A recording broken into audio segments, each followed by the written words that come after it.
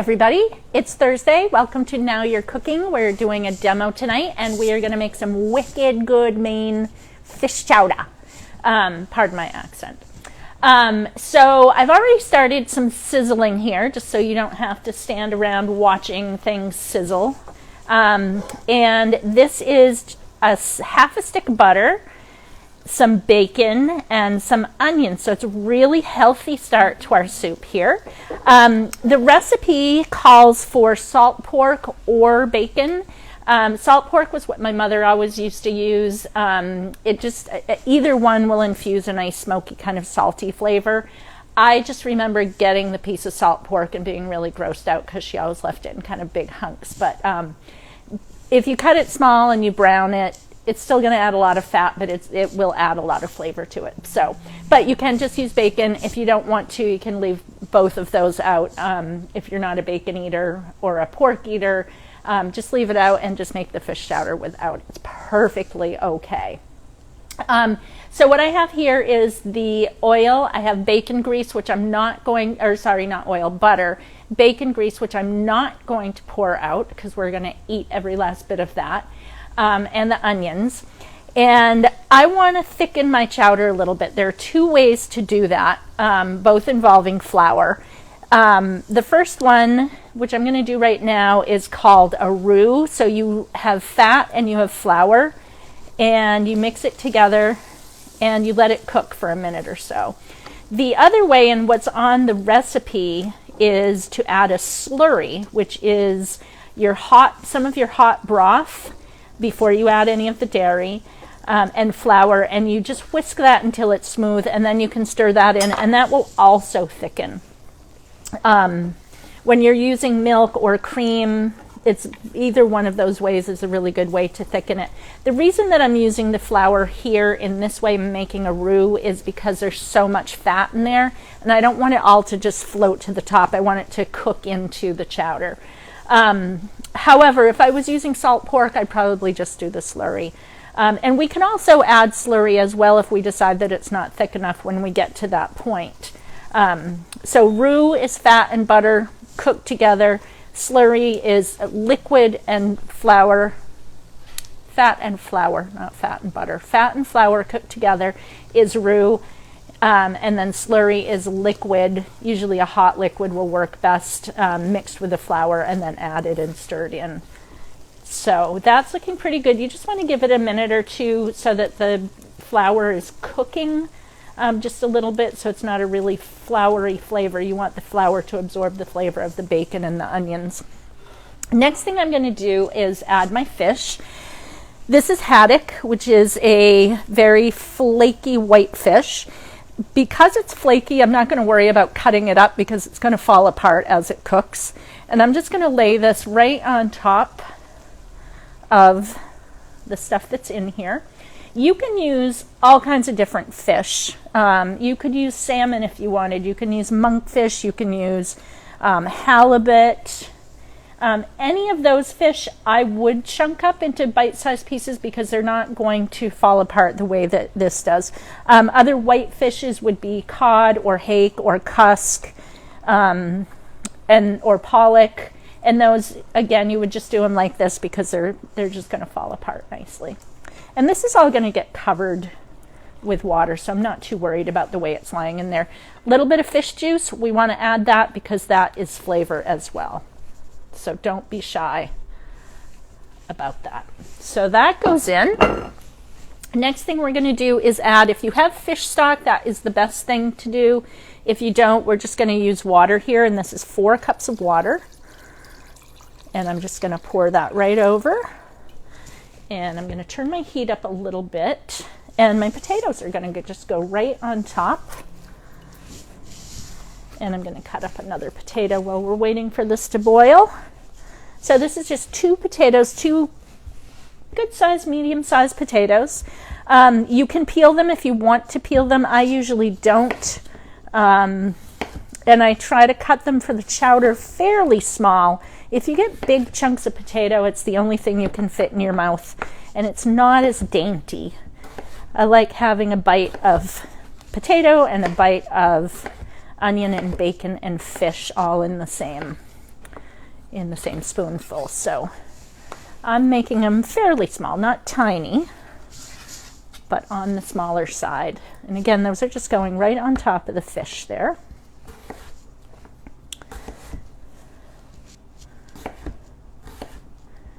And if you ask me why I don't peel the potatoes, I'll come up with something ridiculous like that's where all the nutrients are, which is not true, but it makes for a good story. I like the fiber, and it doesn't bother me to eat the peels, and it also cuts a step out of the whole process, so that makes it good too. So you want your potatoes to be just covered by the water, and I'm going to put the lid on. I'll put it this way so you can see that it's émile en riz. And this is just going to cook for 10 to 15 minutes. We're going to cut it a little shorter than that. I'll find some things to talk about for a minute while it heats up. One thing I want to talk about is émile en riz. This comes from France. It is a burgundy clay.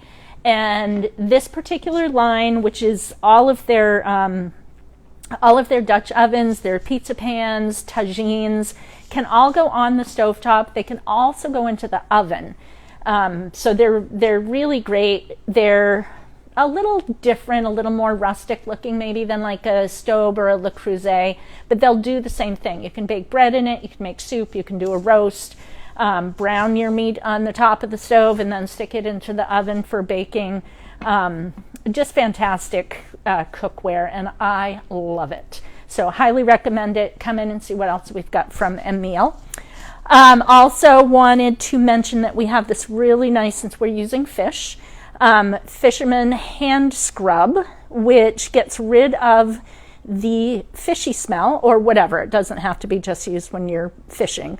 But that is what I think it was developed for. What's that? Good for gardening. And great for gardening and getting all that dirt out from under your fingernails. It has walnut husks and lemon essential oil in it. So it feels really good, cleans off like all the dirt really well. It's like using one of those face scrubs, except you're using it on your hands. So come in and check that out. Comes in a small squeeze thing like this. It also comes in a big jug if you do a lot of gardening or fishing, or if you're just dirty and you need to wash a lot.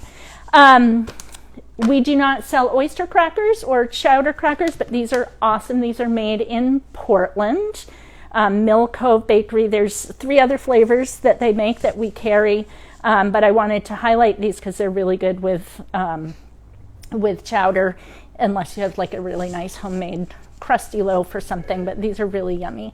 And then a couple of the wines that we picked out.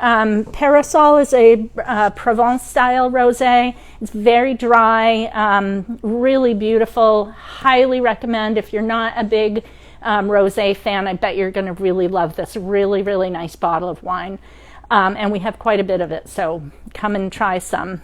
I will be taking home a bottle tonight. And then this guy is a Muscadet. It is light, very minerally. Heather told me something else to say, but I can't remember. It's a great price. Great price. It's in our case stacks. It's in our case stacks. It's a really good price. And this is really nice with any kind of shellfish, oysters, shrimp, scallops, any kind of shellfish is really nice with, because it's got that minerally a wine thing. Je ne sais quoi. It has a certain je ne sais quoi. If you haven't tried a Muscadet, try it. It's very yummy. Coming up, we're still letting this boil. That's why I'm babbling. Coming up next week, Mike Fear is going to be back in the kitchen. He's going to be making marmalade using the cans of Ma-Made Seville oranges. And he is also going to be using the AeroPress to show you how that works. It's a coffee press, really great way to make a cup of coffee, and it's not breakable, so it's good for boating or camping or clumsy people. Then the next, so that's the second. Oh wait, Monday's Memorial Day. So come in if you need any cheese and crackers, wine, beer, ciders, anything like that. We have some great new picnic baskets. We have a really cool picnic backpack. I think Heather put on Facebook yesterday, or she will be putting it out there. It comes with all the silverware and a corkscrew and all of that. Very comfortable. She said she didn't want to take it off while she was walking around with a bottle of wine in it. So come and see us. We'll be open regular hours on Monday, Memorial Day, so that's 10 to 5. So come see us then. So next week, the 2nd, is Mike making marmalade. The week after that, we have Jeff Mao coming, and he is a new cookbook author, friend of Chris Toy, whom you all know, and he's going to be doing Chinese hot pot. And we have a hot pot maker, which he's going to use and talk about how to make the broths and how to eat hot pot and how it all works. So that's going to be super fun. So make sure you come for that. And then on the 16th, we're going to be making a strawberry cake because it's strawberry season, or it will be by then, here in Maine. This is a Sally's Baking Addiction recipe, so you know it's going to be good. We made it for Clara's last day a few months ago, and it was outstanding. So we're going to be making that again for all of you so you can try it. Let's see how this is going. So it's getting there. So it's on high, and it's starting to bubble. You can see it's starting to boil. Now when you make a soup or anything with milk or cream, you do not want to boil the milk or the cream. Evaporated milk, I think you can boil if you use that. I grew up, my mother always used evaporated milk in the chowder. I'm not really sure why, but I think it's because it's a little thicker than regular milk. I don't know. I'm making this up as I go along. So I asked Heather, who did our shopping this morning, to get fat-free evaporated milk. I'm not really sure why, because with all the butter and bacon in there, I just felt better about this, I guess. I don't know. But you can use any kind of milk. You can use cream, half and half, evaporated milk, full-fat evaporated milk, low-fat evaporated milk, skim, whatever you want, because you can always thicken it with the slurry or with the roux. So don't worry about the milk being too thin. So I'm just going to, it says shake well, which I didn't, but I'll shake the other one well. And we're starting to boil over here, folks. Which means that our potatoes are going to start cooking. Shake well, shake well. Our potatoes are going to start cooking. I can already tell that the fish is cooking.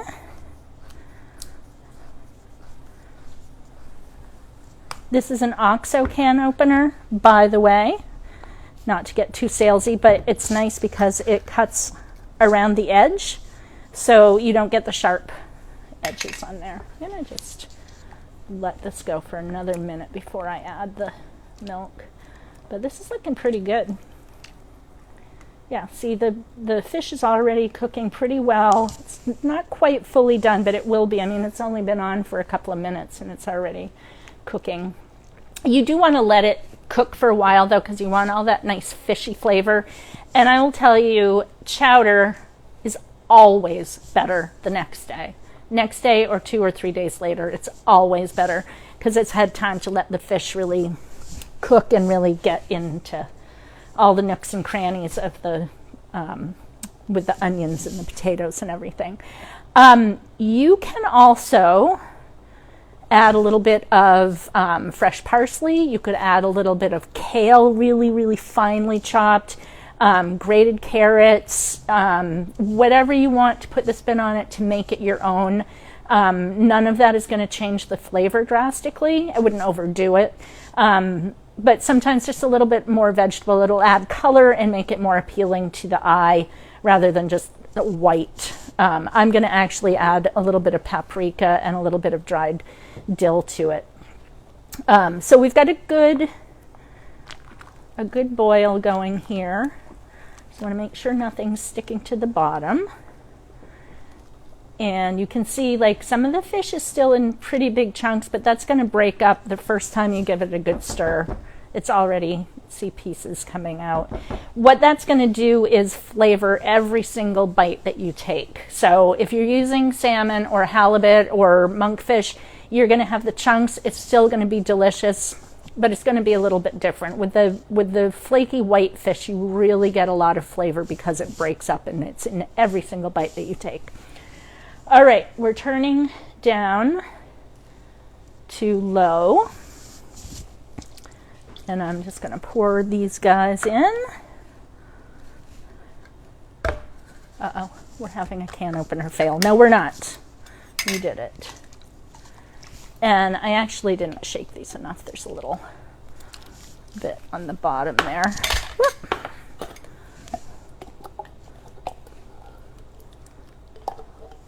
So that is all going to cook in.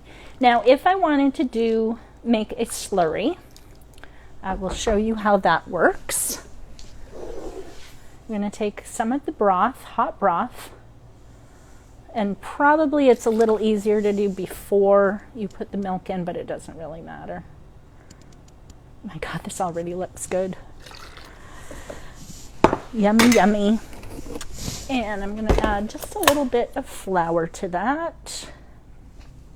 That's probably about 1.5 tablespoons. We'll make it 2 tablespoons. And I need a whisk. And I'm just going to mix this really well. Just whipping it up.